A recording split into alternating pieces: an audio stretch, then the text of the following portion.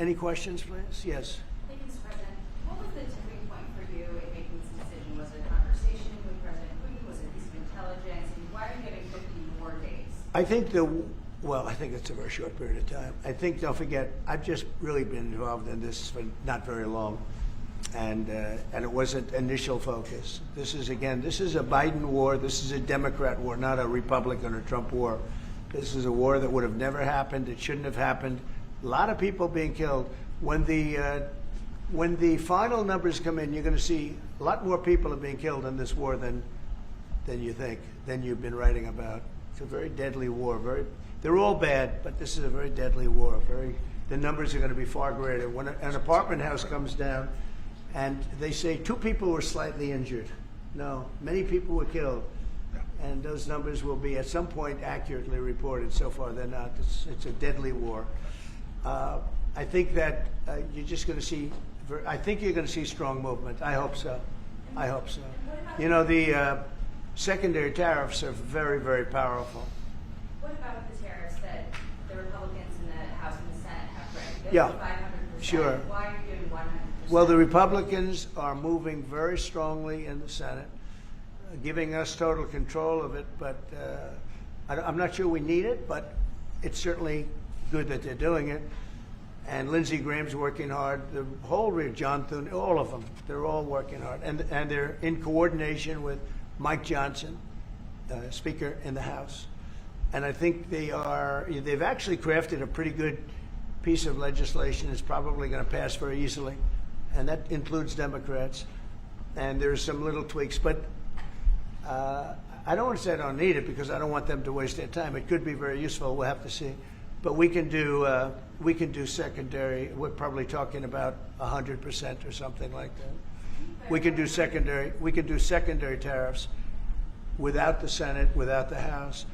But what they're crafting also could be very good. So are you suggesting then that the Congress should move forward with those sanctions, the 500%, and that your 100 would be a separate additional action? Yeah, I mean, the 500 is, sort of meaningless after a while because at a certain point it doesn't matter. It's not going to be, 100. 100 is going to serve the same function. But, yeah, I have it at 100%. They may have it, I don't know what they're going to end up with. They may have it at 100 too. They may have it at 500. But they're doing some good work in the House, and I think in the House and the Senate. And as you know, they're coordinated. And they can have it done quickly. They said they'll have it as quickly as I need it. So we'll see. We're talking to him. In fact, John Thune's coming over later on to talk. Yeah, he's gonna come over and talk. Mr. President, isn't your view that Vladimir Putin mischaracterized his dedication? What? Isn't your view that Vladimir Putin misguided, Did he misguide us? Did not clarify his intention Yeah. to appease you? Well, And what happens now in the next phase? you're going to see. I mean, we're going to go for a period of time. Maybe he'll start negotiating. I think I felt, I don't know about you, Mark, but I felt that we had a deal about 4 times. Mm-hmm. And here we are, still talking about and he didn't send serious people to the negotiations. So I remember that you were able, with Marco Rubio and with Steve Witkoff, to get these talks going in Istanbul. Yep. I remember I was myself in Turkey for NATO business in May, and we really put pressure on the Ukrainians to send a senior team into Istanbul, and they did. But then the Russians came up with this historian explaining history of Russia since 1250. We thought, and I thought, we should have had a deal done a long time ago.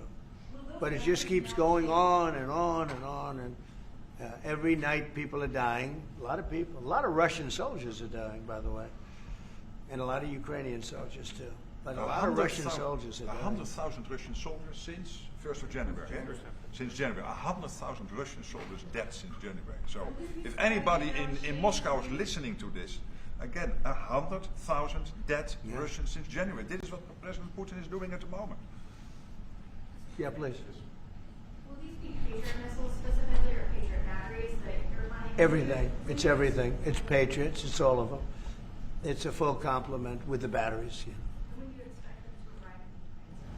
Well, we're going to have some come very soon, within days, actually. Because a couple of the countries that have Patriots are going to swap over and we'll replace the Patriots with the ones they have, and Matt will coordinate with NATO. But so it's going to be, they're going to start arriving very soon. And this afternoon, Boris Pistorius, the German defense minister, is visiting Pete Hegseth, the Secretary of Defense, and we'll discuss also, I think, on this whole Patriot thing. Norway is involved, so that's on the Patriots, but this whole deal is also about missiles, about ammunition, so it's broader than Patriots. We have one country that has 17 Patriots getting ready to be shipped. They're not going to need them for them. So we're going to work a deal where the 17 will go, or a big portion of the 17 will go to the war site. Mr. President. And that can be done very quickly. Mr. President. Mr. President. Yeah, please. Could this transaction with NATO be viewed as a step towards achieving peace, letting Putin know that now Zelensky has a little bit more powerful tools in his tool chest, and maybe that brings him to the table to achieve peace? So I know that you want to do that. Brian, that's what we've been saying. I think you might have expressed it better if you want another two. That's exactly what That was a summary. That was a nice summary. I think he's done better than us. He's a very good guy, I can tell you that. But no, it's well said. Yeah, I think this is a chance at getting peace. Or it's just going to be the same thing. And I have to tell you, Europe has a lot of spirit for this war. A lot of people, when I first got involved, I really didn't think they did, but they do. And I saw that a month ago when you were there, many of you were there. The level of esprit de corps, spirit that they have is amazing. They really think it's a very, very important thing to do, or they wouldn't be doing it. Look, they're agreeing to, they're paying for everything. We're not paying anymore. We have an ocean separating us. I said, we have a problem. We make the best stuff, but we can't keep doing this. And Biden should have done this years ago. He should have done it from the beginning, but he didn't. He didn't know he was there. This guy, what a horrible job they did for this country. And I just hope between the border and this and so many other, inflation, what a horrible administration. The worst administration in history, in my opinion. It's not my opinion. I think it's everybody's opinion. But this is something that shouldn't have happened, and we're going to see if we can end it. If I could follow up. I do want to make one statement. Again, I said it before. This is not Trump's war. We're here to try and get it finished and settled and whatever. Because nobody wins with this. This is a loser from every standpoint. But from day This one, was Biden, and this was other people. And it's very sad. It's a very sad situation. This gentleman's doing a great job. I think he's going to get it, and Matt and everybody else that's working on it. I think he'll get this thing over with, hopefully. Mr. President, you've praised European countries today as standing up for Ukraine as being strong. Will you allow them to continue to negotiate tariffs lower than 30% before August 1st, or is the deal settled? What does that mean? You mean you're talking about the tariffs? saying on Oh, tariffs. you're back on tariffs. You're on a more friendly tariff, right? A little bit more friendly tariff. No, we're going to be talking to people. We have, I watched the show this morning. They were talking about, well, when's he going to make the deal? The deals are already made. The letters are the deals. The deals are made. There are no deals to make. They would like to do a different kind of a deal, and we're always open to talk. We are open to talk, including to Europe. In fact, they're coming over. They'd like to talk to us. Mr. President, is there any concern about the U.S. stockpiles? There was a pause in delivery of weaponry to Ukraine in order to evaluate, apparently, U.S. stockpiles. What came out of that? Evaluation. I mean, this was a very big, what we're talking about today is a very, very big day. And what Pete was doing, and me too, I knew what Pete was doing, was evaluation, because we knew this was going to happen. And now we actually announced it. They voted on it. It's all been done.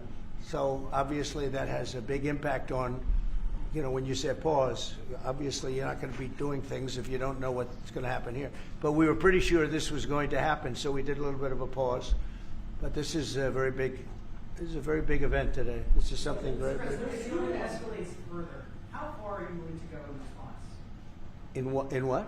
How far are you willing to go if Putin were to escalate, send more bombs? Don't ask me a question like that. How far? I don't know. I want to get the war settled.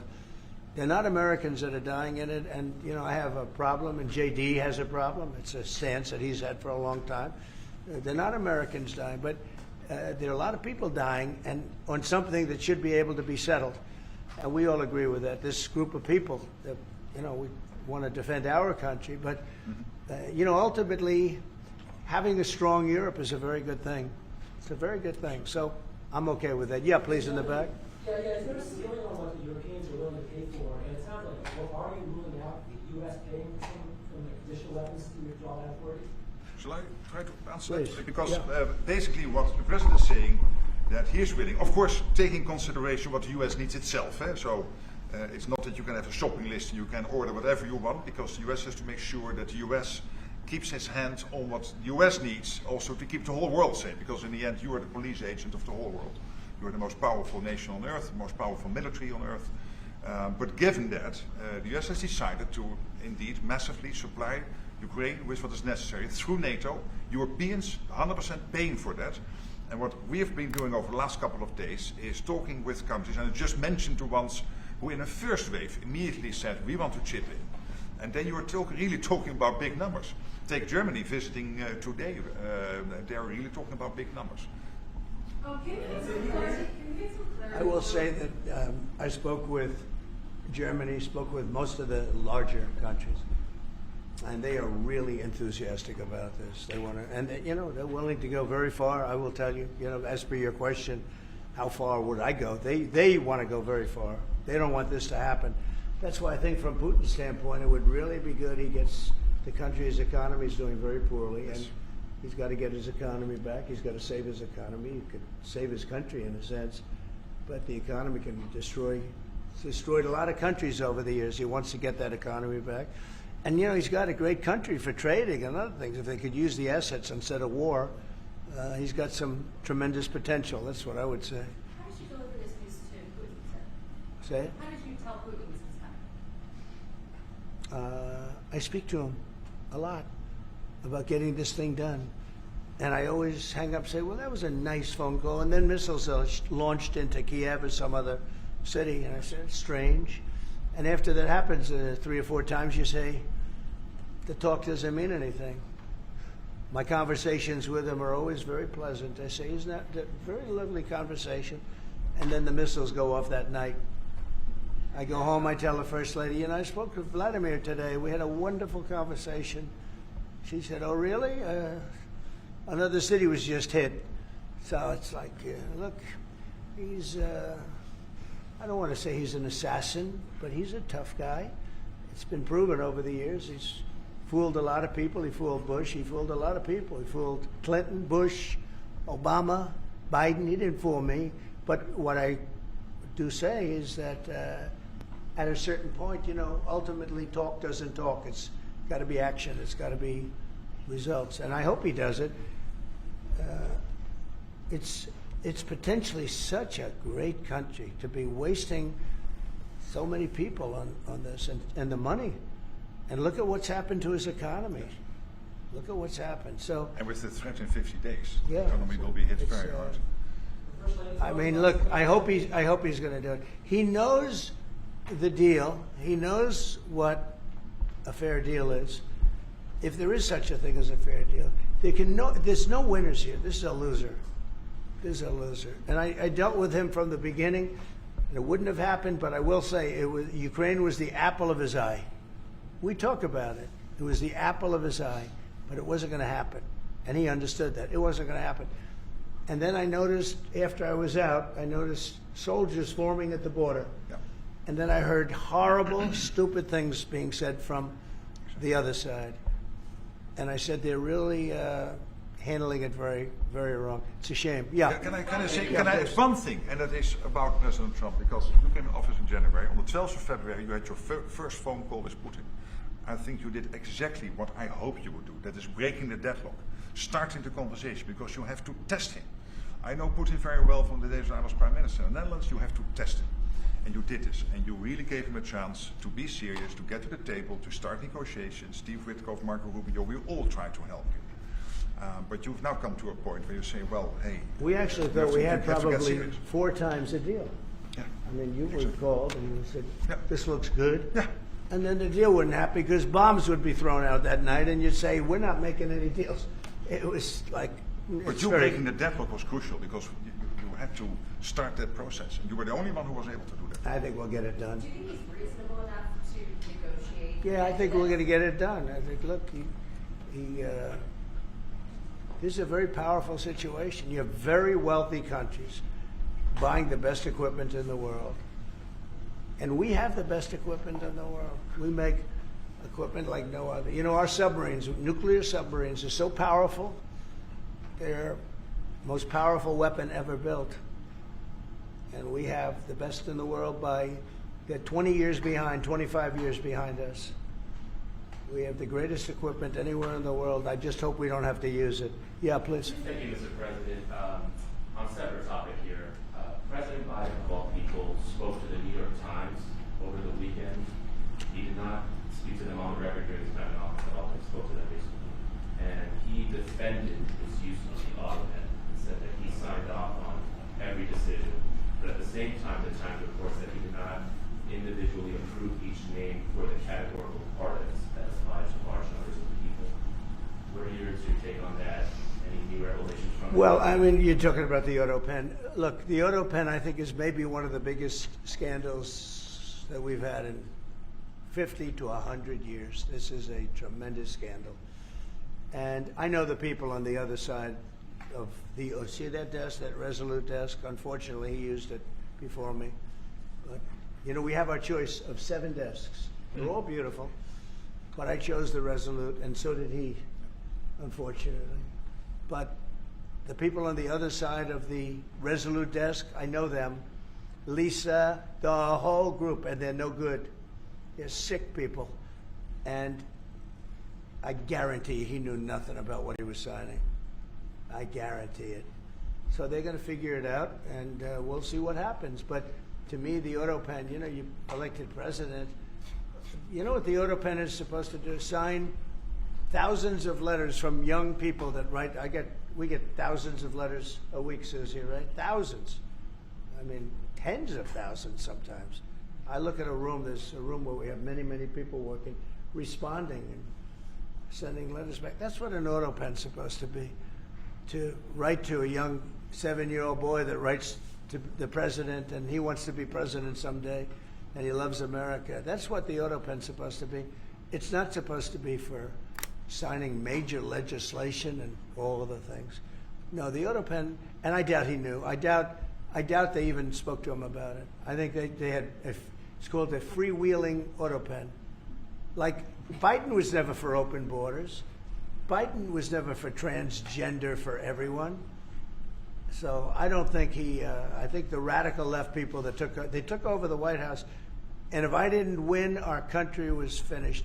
You know, when I was in, and I said this a couple of times, I hope I don't bore you with it, but when I was in Saudi Arabia, I was in Qatar, I was in UAE, and then I met with all of your leaders, Yes. including you, a great leader. He's now the leader of many countries, not just No. But I met with a lot of leaders over the last 2 months in the Middle East and all of the NATO countries. And I will tell you, they had one common phrase. They thought America was dead 1 year ago. And today they say, and they all say it, and I hope you'll back me up in this, but they say now it's the hottest country anywhere in the world. It is. Look at our numbers. Look at the numbers we made. You see, we made $25 billion last month. We didn't make that for years. The tariffs are kicking in. The economy is very strong, even though we have a Fed person who's terrible. He doesn't know what the hell he's doing, but that's all right. We blow through interest rates. We're doing so well, we blow through it. Be nice because people would be able to buy housing a lot easier. But think of it. We thought your country was dead. And they were dealing with China because they were really going to China, but not anymore. But we thought your country was dead, and now you have the hottest country anywhere in the world. So we've done a really good job, and it's an honor to have this man. This man is a star, and he's going to be dealing with another one of my stars, Matt, and you're going to do a great job, Matt Whitaker. Okay? Thank you very much, everybody. Thank you, Brian.